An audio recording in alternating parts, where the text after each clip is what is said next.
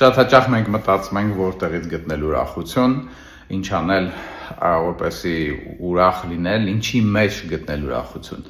Դեռ համարյա 2000 տարի առաջ Մարկոս Ավրելիոսն ասում էր, որ իրական ուրախությունը նրա մեջ է, որ մարդ բարյացկամ լինի մնացած մարդկանց նկատմամբ։ Այսինքն այստեղ ոնց որ ալտրուիզմի դրսևորման մասին է խոսում ու դրա մասին շատ են խոսում հռոմեական ստոիկները։ Սա կարծես թե մի կողմից շատ պարզ հասկանալի է, որովհետև շատ փիլիսոփայական կամ կրոնական նույնիսկ ուսմունքներ դա են քարոզում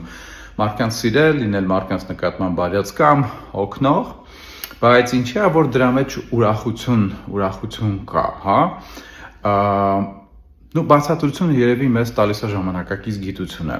Ինքն իրանով ալտրուիզմը կամ այլոց նկատմամբ բարյացկամ վարքը դրսևորումները մեզ ուրախացնում են, բավարարում են, մենք մեզ լավ ենք զգում, հավանաբար նրա համար, որովհետև այդ ալտրուիզմի հիմքում ընկած է էգոիզմը։ Ինչ նկատի ունեմ։ Էվոլյուցիայի ընթացքում մարդը ապրելով խմբի հետ կամ ընտանիքի հետ կամ ցեղի տոհմին հայաց որ ժամանակաշրջանի մասին է խոսք եւ ինչպես ենք դա անվանում,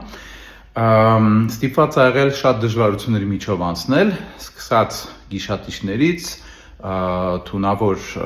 ասենք, բույսերից, միջվերջացրած թշնամիներով, որոնց հետ կարող են ինչ-որ կոնֆլիկտներ ունենալ, ասենք, որսի կամ հավաքչության շրջանակներում, եւ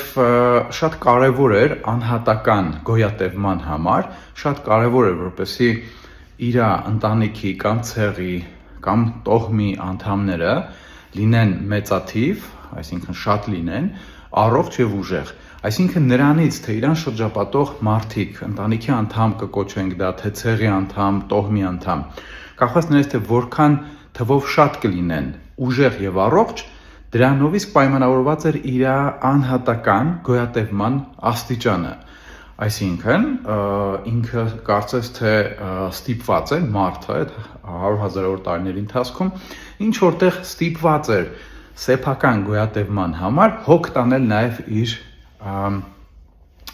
իր տոհմի անդամների համար նույնպես։ Ու էվոլյուցիայի ընթացքում ստացվել է այնպես, որ այս մեխանիզմը հավանաբար ձեռք է բերել նաև նեյրոկենսաբանական հիմքեր, այնպիսիք, որոնք որ ծնված օրվանից մեզ մոտ սկսում են արտացոլվել, դրսևորվել եւ միջավայրային ազդեցությունների եւ մշակութային ազդեցությունների շնորհիվ զարգանալ։ Դա է հավանաբար պատճառը, որ մենք շատ մեծ ուրախություն ենք գտնում նրա մեջ, որ մարդկանց օգնում ենք կամ ինչ-որ լավ բան ենք անում, որտեղ ուղեղը կարծես թե հասկանում է, որ ահա ինչ հետ լավ բան արեցինք շրջապատի մարդկանց համար, այդ ձևով մենք նաև ինքներս մեզ համար դա արեցինք։ Ու այստեղ հավանաբար աշխատում են այդ շատ խորքային կենսաբանական մեխանիզմները, որոնք ձևավորվել են 100,000-ավոր տարիների ընթացքում։ Այսպիսով ալտրուիզմի հիմքում ընկած է էգոիզմը, որը սոցիալական այն շերտն է գոյատևման բնազդի, որի մեջ որպես այդպեսին այդ առողջ կառուցողական էգոիզմի մեջ որևէ վատ բան չկա, դա էգոցենտրիզմը չի, բայց նաև ցանկալի է հասկանալ, որ ալտրուիզմը ունի գիտական բացատրություն, սա կամրապնդի իհարկե չի արժեզրկում այն, այլ ուղղակի ամրապնդում է մեր պատկերացումներն այն մասին, որ իսկապես մարդկանց համար բարյացկամ լինելը եւ քայլեր անելը իրապես մեզ կարող ուրախություն պատճառի։